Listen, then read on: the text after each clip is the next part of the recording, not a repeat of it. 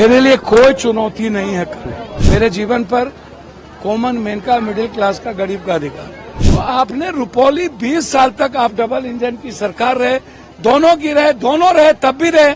मैंने स्पष्ट रूप से कहा था कि मेरे लिए व्यक्तिगत महत्वाकांक्षा और व्यक्तिगत राजनीति का कोई औचित्य नहीं है। मेरे लिए मेरी विचारधारा इम्पोर्टेंट है। सीमा जी आई थी, मेरी बेटी की तरह आई थी। कांग्रेस की आइडियोलॉजी जहां खड़ी रहेगी, पप्पू यादव वहां खड़ा रहेगा। पप्पू जी, रुपौली का उपचुनाव था, आज कैसे देखते हैं? सांसद बनने के बाद आपके लिए पहली चुनौती है। मेरे लिए कोई चुनौती नहीं है कल। लाइव मेरी विचारधारा मेरे परिवार और मेरी लाइफ से ऊपर है। मेरे जीवन पर कॉमन मैन का, मिडिल क्लास का, गरीब का अधिकार,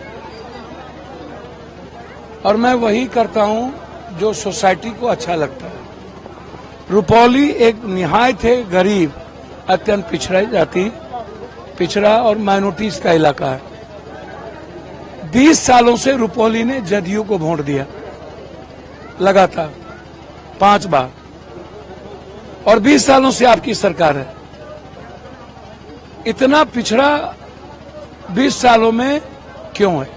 आप मोहनपुर को आप प्रखंड नहीं बना पाए, आप रुपौली की कनेक्टिविटी को नहीं जोड़ पाए, रुपौली से जो हमने वीरपुर रेलवे लाइन को किया था उसको नहीं जोड़ पाए, नौगछिया से जो एनएच का था उसको आप नहीं ले पाए।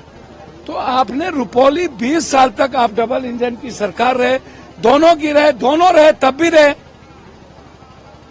फिर रुपौली के समाज के लोग इतने अपेक्षित क्यों?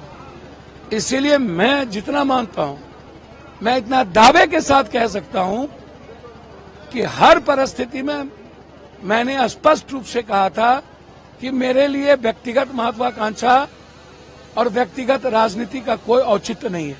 मेरे लिए मेरी विचारधारा इम्पोर्टेंट है।